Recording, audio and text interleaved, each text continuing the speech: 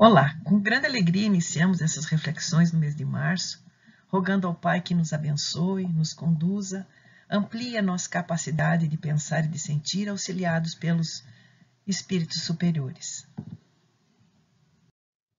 A proposta de reflexão é em torno da promessa do Cristo em relação às bem-aventuranças. Quem vai conduzir os nossos pensamentos é o nosso amigo José Carlos. Bem-aventurados, brandos e pacíficos.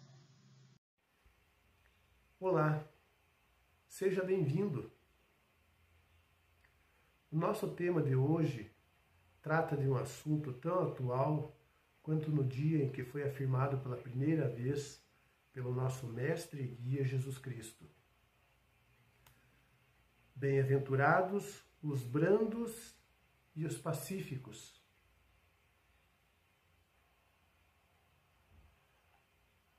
Para falar sobre esse assunto, utilizarei 3 passagens do livro de Mateus e que também iniciam a análise do capítulo 9 do Evangelho segundo o Espiritismo. Bem-aventurados os mansos, os brandos de coração, porque eles herdarão a terra. Bem-aventurados os pacíficos, porque eles serão chamados de filhos de Deus. E também essa outra passagem, onde Jesus adverte os seus ouvintes a respeito da violência. Sabeis o que foi dito aos antigos: não matareis, e quem quer que mate será condenado pelo juízo. Eu, porém, vos digo que quem entrar em cólera contra seu irmão será condenado pelo juízo. Quem lhes disser raca será condenado pelo conselho. E quem os chamar de louco será condenado ao fogo do inferno. Através dessas 3 máximas, Jesus faz da brandura, da mansidão e da paciência uma lei, ao mesmo tempo que condena a violência sob todas as suas formas: violência física, violência verbal.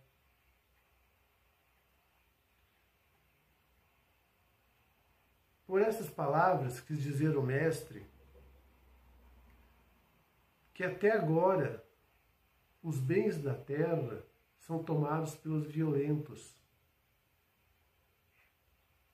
em detrimento dos mansos e pacíficos. Isto é, os mansos e pacíficos passam necessidades até, enquanto os violentos possuem o supérfluo.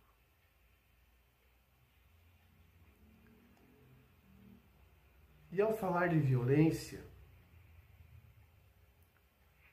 nós vivemos uma violência no tempo de hoje. Basta ligar a TV num telejornal que as notícias que passarão não vão nos arrepiar. Mas muito mais do que hoje, através do conhecimento que nós temos no passado, nós vamos verificar que o homem sempre viveu na violência, ou sempre esteve presente na vida do homem. Haroldo Dutra nos diz que basta darmos uma olhada no Antigo Testamento e fará nos deparar com muitos casos de violência. Violência essa praticada por aquelas pessoas que não conheciam as mensagens espirituais, tanto quanto pelos próprios religiosos. Na história do cristianismo, na segunda revelação, até mesmo os cristãos foram identificados pelos seus métodos violentos. Ao estudarmos a noite de São Bartolomeu, a Inquisição, as Cruzadas, em todos esses eventos, milhares de pessoas foram mortas em nome de Deus. Isso tudo depois que o Mestre deixou o seu Evangelho para que fosse seguido e que nos melhorássemos.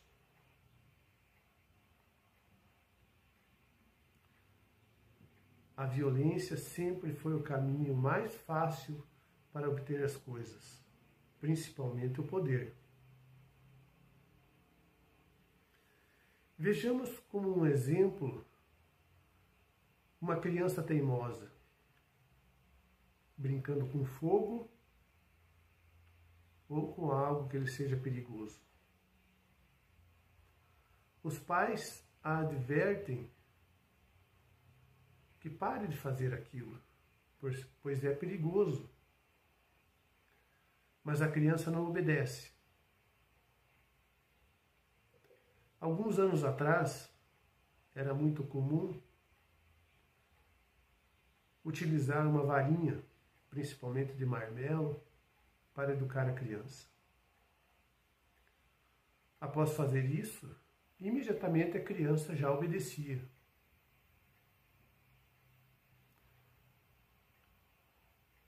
Então ela foi tomada de uma violência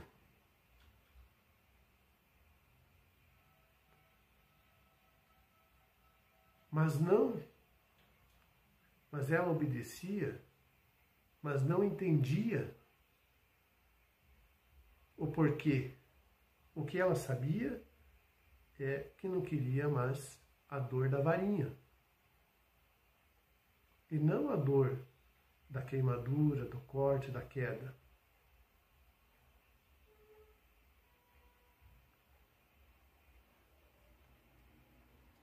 Isso comprova a afirmativa de Haroldo quando diz que os encarnados possuem uma fé cega na violência.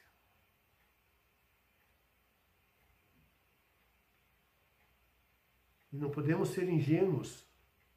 A violência, ela resolve rápido qualquer problema.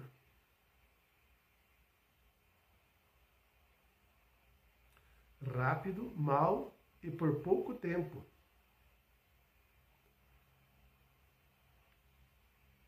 Essa afirmativa se encaixa perfeitamente à questão da criança. A varinha, que é a violência, resolve o problema de não obedecer. A criança obedece.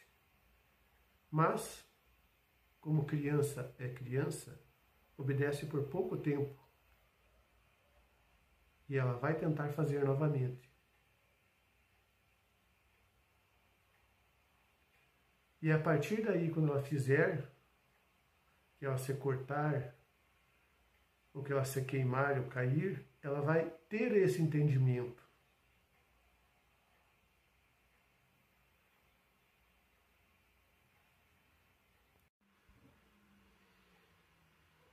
Mas por que a violência é tão comum? Porque ainda somos espíritos em desenvolvimento, imperfeitos frente à caminhada rumo ao nosso divino Criador. Aqui se faz um parêntese e voltamos para o Sermão do Monte, com uma dúvida. Se a violência é tão comum como vimos até agora, e o nosso Mestre Jesus prometeu aos mansos a terra, uma pessoa branda vai herdar algo de que não gosta?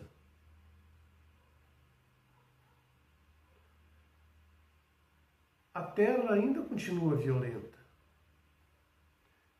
seria a mesma coisa que dar uma bola de basquete para uma criança que gosta de futebol.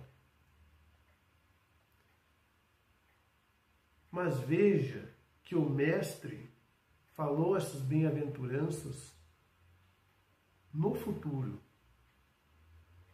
Vai acontecer ainda. Existe uma promessa da terra no futuro.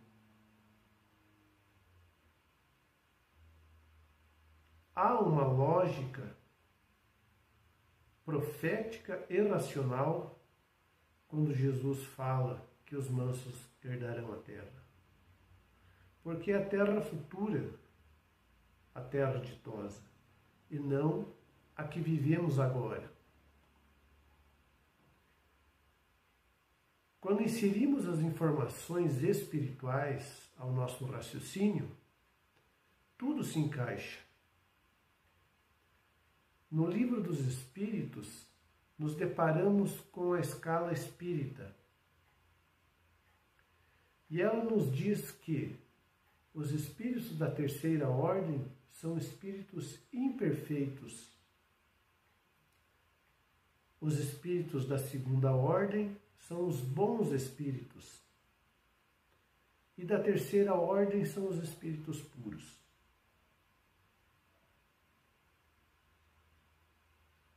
Essa escala vai nos ser útil mais para frente. Vamos passar de um mundo de provas e expiações para um mundo de regeneração. Por que isso vai acontecer? Kardec explica em A Gênese que tudo na criação é harmonia. Ele nos diz que o nosso globo, como tudo que existe, está submetido à lei do progresso. Ele progride fisicamente pela transformação dos elementos que o compõem e moralmente pela depuração dos espíritos encarnados e desencarnados que o povoam.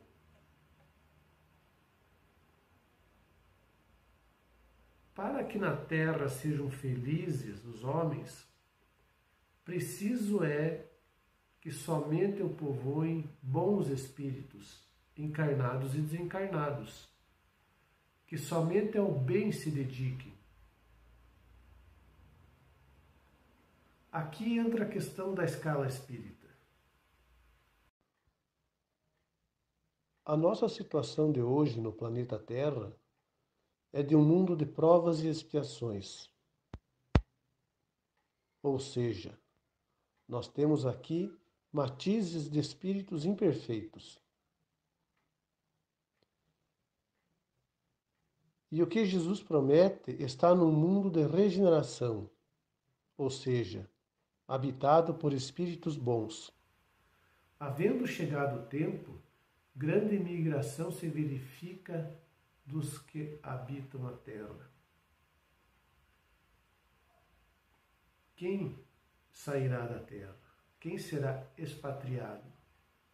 São os espíritos que praticam o mal pelo mal, que ainda não foram tocados pelo sentimento do bem e que não são dignos do planeta Terra. Serão expatriados para que aqui não permaneçam, porque senão causariam confusão e transtorno aos novos habitantes. Portanto, o mundo ditoso ou o mundo da regeneração que estamos esperando será um mundo dos brandos e pacíficos. Isso será a conclusão da profecia de Jesus.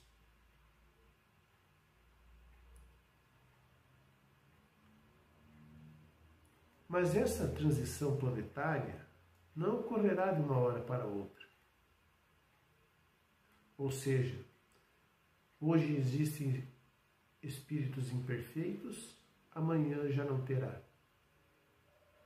Isso acontecerá gradativamente.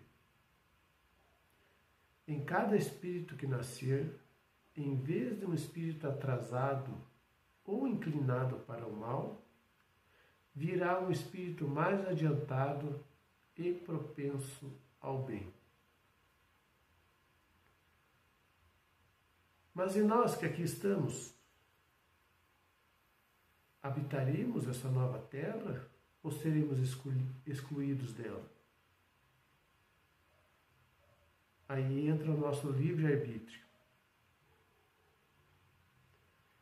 Para chegarmos como espíritos encarnados ou desencarnados a habitar essa nova terra, preciso é que agora devemos desenvolver virtudes que se encaixem no novo ambiente terrestre.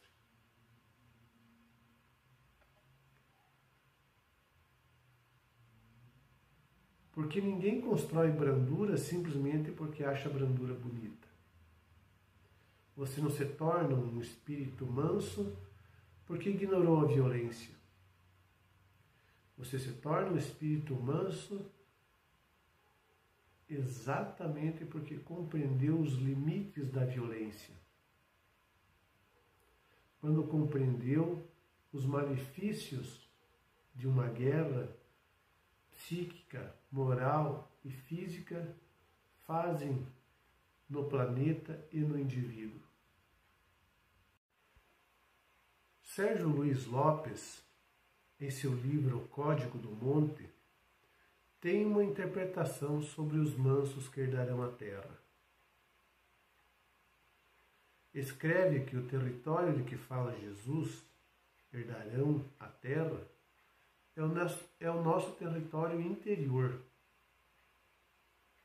Ou seja, bem-aventurados os mansos, porque eles possuirão a si mesmos. Via de regra, não possuímos a nós mesmos.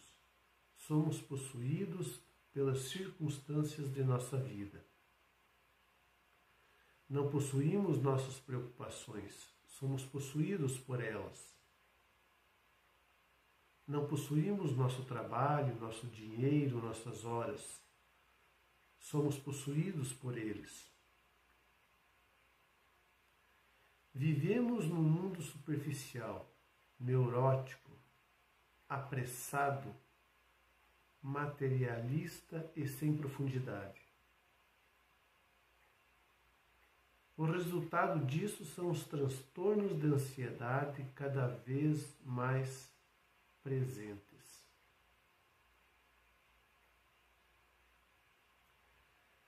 Diante desse cenário desolador, Jesus propõe uma nova maneira de vivermos no mundo físico, desde já, juntamente estar se referindo à vida espiritual futura.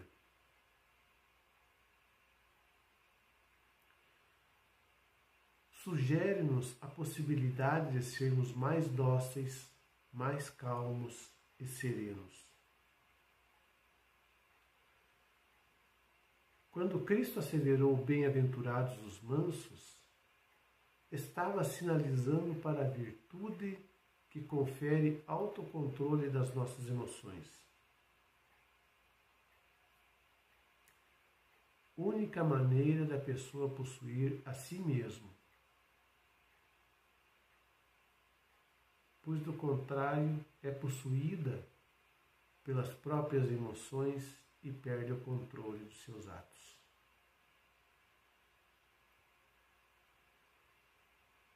E os Espíritos, no capítulo 9 do Evangelho segundo o Espiritismo, nos orientam a sermos dóceis e afáveis com nossos semelhantes. Porque isso indica que amamos o nosso próximo. Falamos aqui do verdadeiro amor. Que sejamos afáveis e dóceis pelo desejo real de auxiliar nossos semelhantes.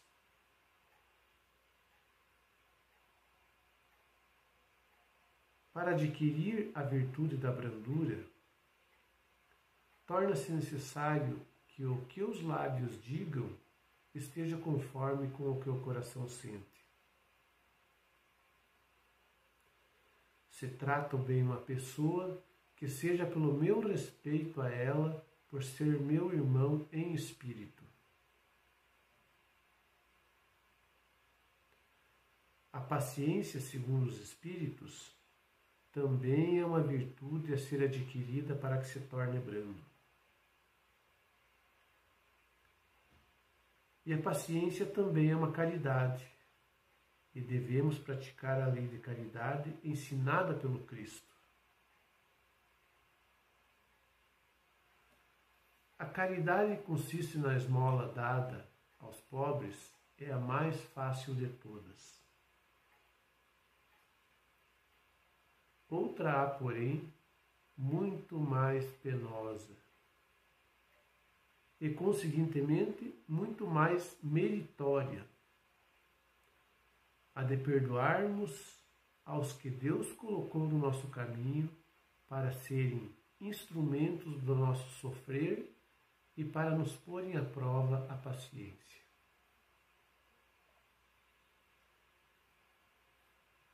Veja que os Espíritos sabem do que estão falando, pois afirmam ainda: a vida é difícil, bem o sabemos.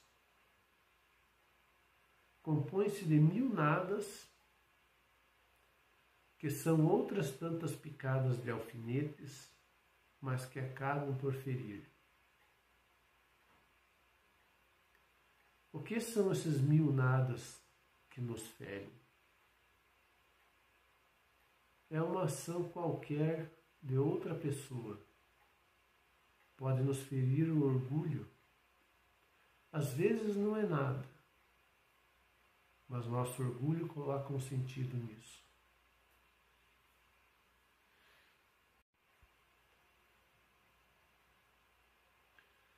Vamos aqui fazer um exercício mental e imaginar a seguinte situação.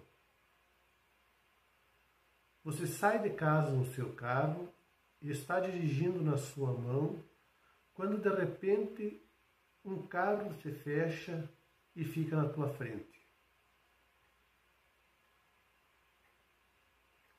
Com o susto e a adrenalina em alta, afinal de contas o outro condutor cometeu uma infração e poderia causar um acidente.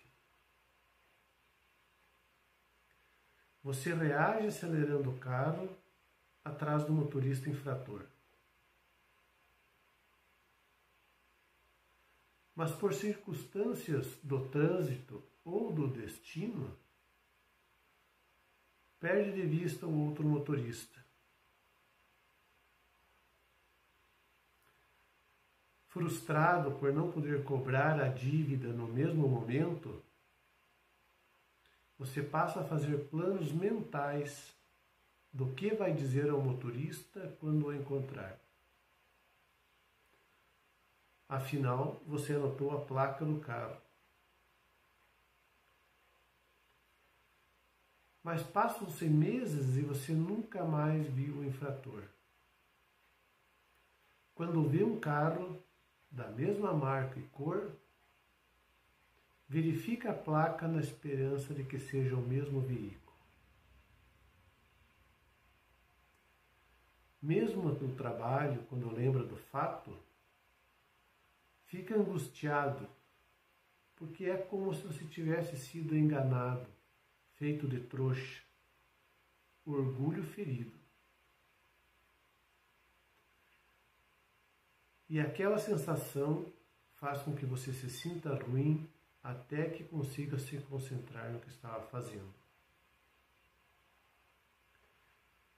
De repente, em outro dia, dirigindo seu carro, percebe um carro com a marca e a cor idênticos ao que estava procurando. Verifica a placa e era essa mesmo.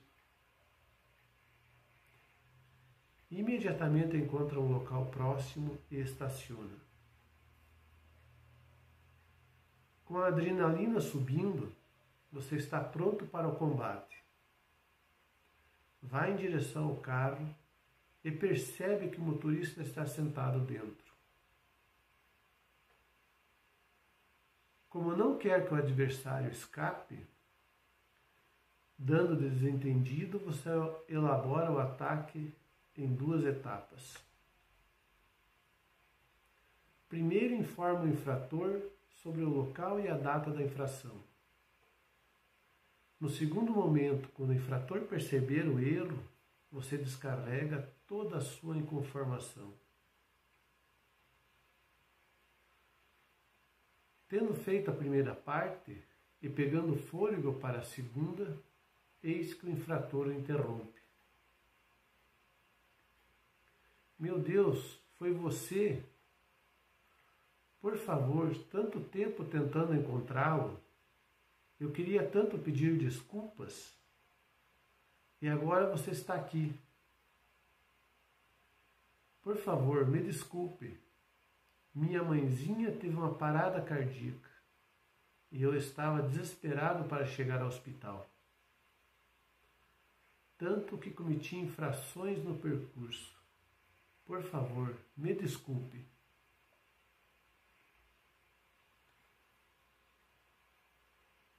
Nesse momento, passa um turbilhão de pensamentos na sua cabeça sobre o que você sentiu e a realidade da outra pessoa. Então, você se acalma, respira fundo e pergunta: como está sua mãe? Conseguiu se recuperar?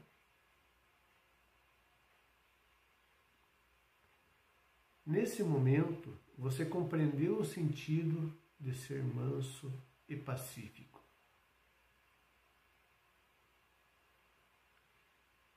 Com essa pequena história, que facilmente pode ser realidade, percebemos que não havia necessidade de guardar cólera e vingança por todo aquele tempo. Bastava perdoar outro motorista no mesmo instante, sem nem mesmo conhecê-lo.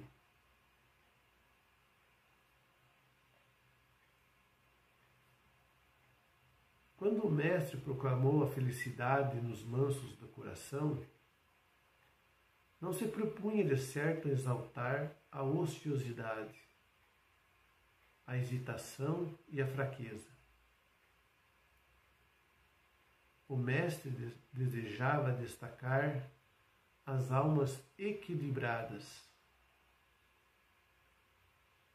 os homens compreensivos e as criaturas de boa vontade que, alcançando o valor do tempo,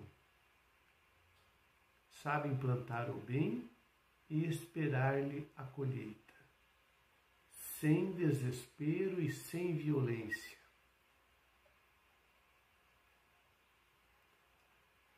Portanto, meus amigos, sejamos sempre amáveis com os nossos irmãos,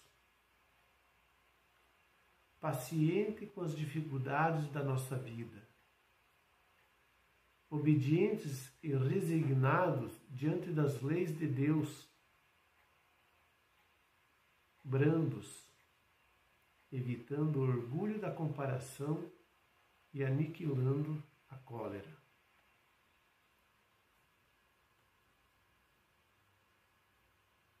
Existem pessoas assim, brandas?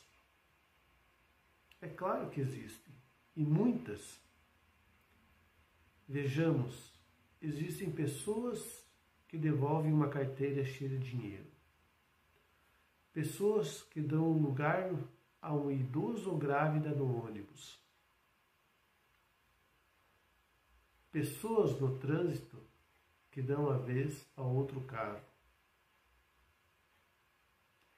E muitas outras situações onde a brandura e a passividade estão presentes. Mas afinal, como conseguiremos tudo isso? com certeza não será de uma hora para outra. Torna-se necessário a prática. E essa prática é no dia a dia, com a frase orai e vigiai, dita por Jesus. Orar não somente pela nossa proteção,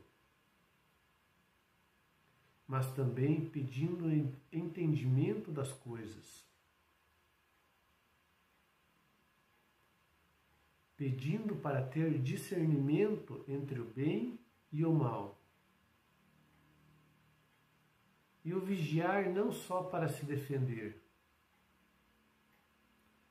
mas para observar o que fazemos no dia a dia.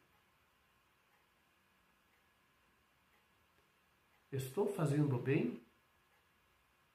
Estou sendo paciente com meus irmãos? Hoje não tive paciência, mas amanhã eu terei.